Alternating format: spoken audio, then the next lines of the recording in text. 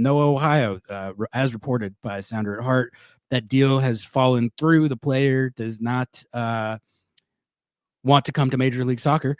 James is asking, after the Ohio collapse, do you think a U22 still happens?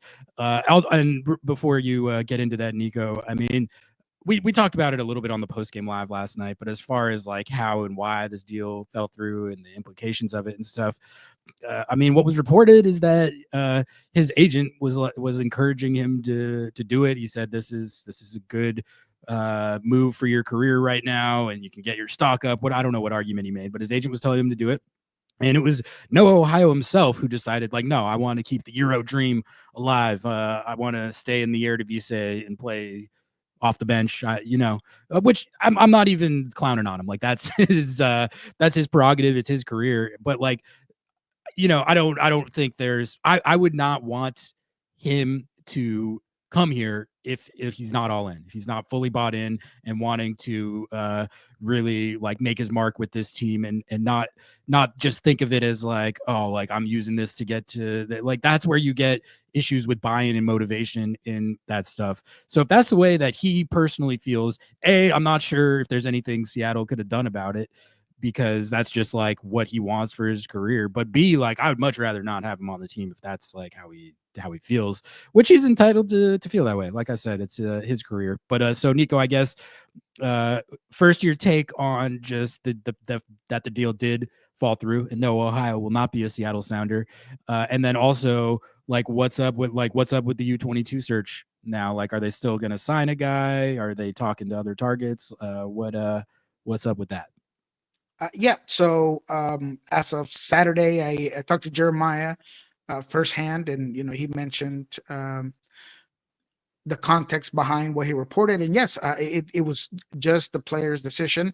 I went ahead and made some calls, and the only thing that I would add to what you mentioned is that from his camp, there was also some concern that he hasn't really solidify himself in any specific team. And in Utrecht, he's found a home. He's loved by the fans. He's struggling to get minutes, but he almost wants the challenge of just staying in one place for a longer time. And That's fair. That's a valid point. That's a fair decision and a fair, kind of theory behind why you want to stay somewhere.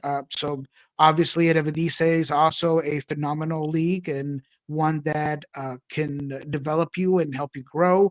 And when you are making the decision to move to MLS, I feel like you have to be bought on. You have to almost be certain that you're going to get a lot of play time, because you don't want to move somewhere where maybe you feel like you're not getting the same development or the same exposure or showcase to whoever's perspective and subjective to that opinion, and not get a lot of playtime. So I think there was a lot of components that didn't make this happen, and they move on. They absolutely are looking for other U22 strikers, because I know that I get a lot of questions whether it's just a striker or other positions. Striker is where they've been looking at. Is where they are looking at. They have actually taking some names off their list, some because they've been already bought out, and others because maybe they didn't fit the profile. They definitely want a guy that has a specific profile of a striker. They want a Jordan Morris-like type of player, and that at times can get misconstrued by numbers. A lot of the database that they use at times will send you to a player, you go and you see him play, and you realize that specific striker is more of a false nine, or is more of a secondary striker that needs another striker to be next to him. So I think that the scouting department and Craig Weibel have done a good job at putting together a group of players that fit the profile that they want. They haven't settled for anybody. They haven't settled for the wrong profile, or a player that might be too young, which has been a reoccurring and very standardized reason why some players have not been taken for that position.